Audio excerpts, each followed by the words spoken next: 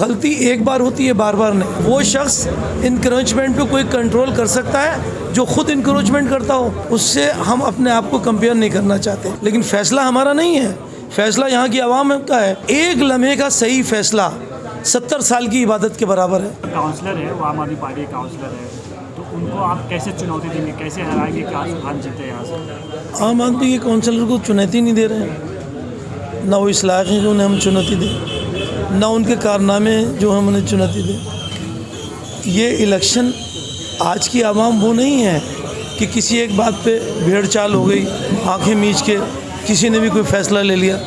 सब लोग इंडिविजुअल फ़ैसला लेते हैं, एक एक घर में एक एक शख्स इंडिविजुअल फ़ैसला लेता है। और सबको अल्लाह ताला ने इतनी अकल दी है, चूँकि ये इलाका वो इलाका है कि जहाँ लोग पढ़े लिखे लोग रहते हैं, यहाँ जामिया की हवाएं आती हैं और सारे किस्म के लोग, डॉक्टर, इंजीनियर, बहुत सी ऑर्गेनाइजेशन, बहुत सी जमातें जो आलमी लेवल पर अच्छी तरह जानी जाती हैं, वेल नोन है। तो ऐसे दानिशमंद लोग जहाँ रहते हों, उनके फ़ैसले भी दानिशमंदी वाले होंगे। गलती एक बार होती है, बार बार नहीं। और आजमाए हुए को आजमाना बेवकूफ़ी के बराबर है, हम और आप इसको अच्छी तरह जानते हैं। तो फ़ैसला किस चीज़ पर होगा? इलेक्शन का फ़ैसला, अगर आपने चूँकि आम पार्टी का नाम लिया, मैं इसलिए उनकी बात कर रहा हूँ, किस चीज़ पर होगा? उनके गुज़श्ता वक्त पर होगा।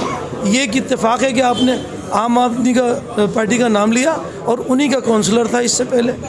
तो सवाल इस बात का है कि उनका फ़ैसला तो सिर्फ इस बात पे होगा कि उन्होंने गुज़श्ता वक्त में क्या क्या काम किए, या क्या क्या नाराज़गियाँ मोल लीं, या किस किस को परेशान करा, या कितने लोगों की दिल आज़ारी करी। अभी कुछ लोग इंक्रोचमेंट की बात कर रहे थे। वो शख्स इंक्रोचमेंट पे कोई कंट्रोल कर सकता है जो खुद इंक्रोचमेंट करता हो। उनका काम हिस्सेदारी, पत्ती डालना, बिल्डिंग बनाना, ये सब है। और आपस की इतनी नाराज़गियाँ हैं इंसान की। कल भी कोई साहब सवाल कर रहे थे कि साहब वो एमएलए साहब ने उनकी बड़ी बुराई की कहाँ पर, और वो कोई क्लिप भी चलाई, मैंने नहीं देखा कि साहब आपसे लोग नाराज़ हैं। तो जिसके घर में अपनी नाराज़गियाँ हों, जिसके घर में इस तरीके की जंग हो रही हो, तो वो कितना कामयाब हो सकता है, उससे हम अपने आप को कंपेयर नहीं करना चाहते।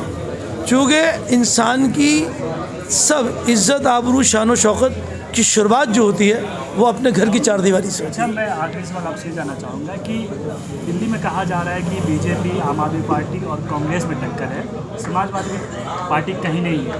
तो आपने समाजवादी पार्टी ही क्यों चुना? क्या लगता है कि समाजवादी पार्टी यहाँ? आपने सही कहा, समाजवादी पार्टी पूरी दिल्ली में कहीं नहीं है, ओखले के सिवा। और इसलिए उसकी कोई एक ख़ास वजह है। हमने भी इस बात का फ़ैसला लिया, ये लेकिन हमने शुरुआत ज़रूर की थी, लेकिन फ़ैसला हमारा नहीं है, फ़ैसला यहाँ की आवाम का है। आप सबसे सवाल करेंगे, ये फ़ैसला यहाँ की आवाम का है, ना आशू का है, ना उनकी वालदा का है, ना हमारा है।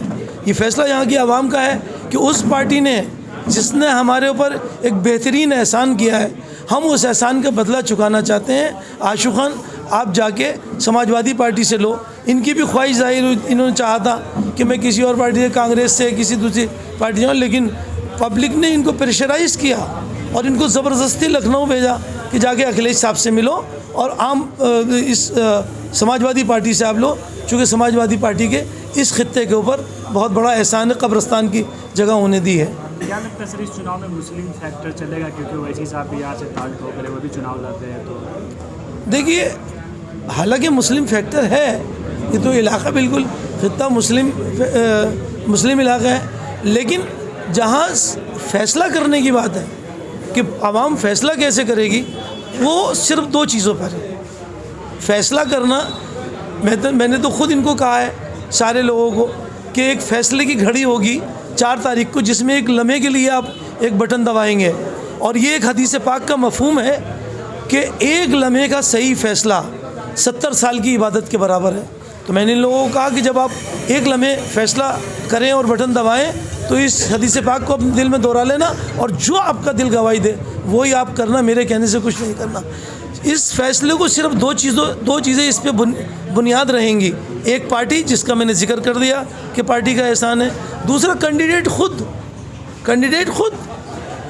खुद की अगर आप बात करते हैं तो भी मैं आपसे यही चाहूँगा कि आप सारी आवाम से इसको सवाल करें कि आशू को किस नज़र से देखते हैं। क्या आशू वो इंसान है या नहीं जिसको आज तक यहाँ की आवाम ने कोई कलम नहीं दिया है, कोई कुर्सी की ताकत नहीं दी है, कोई उसके बाजुओं को ऐसी सियासी ताकत नहीं दी है जिससे वो ज़बरदस्ती कोई काम करा दे। लेकिन उसकी ये अपनी सोच की बुलंदी भी है, उसका हौसला भी है, उसकी जुर्रत भी है, उसकी हिम्मत भी है कि जब आवाम आवाज़ देती है तो कभी उसने ये नहीं पूछा कि तुम हिंदू हो या मुसलमान, कभी ये नहीं पूछा कि तुम समाजवादी में हो, कांग्रेस में हो, या आप पार्टी में हो, या IM में हो। उसने जिसने आवाज़ दी आधी रात को भी अपने शिद्दत की जाड़ों में भी अपने गर्म बिस्तर को छोड़कर और उस शख्स के काम के लिए चला गया।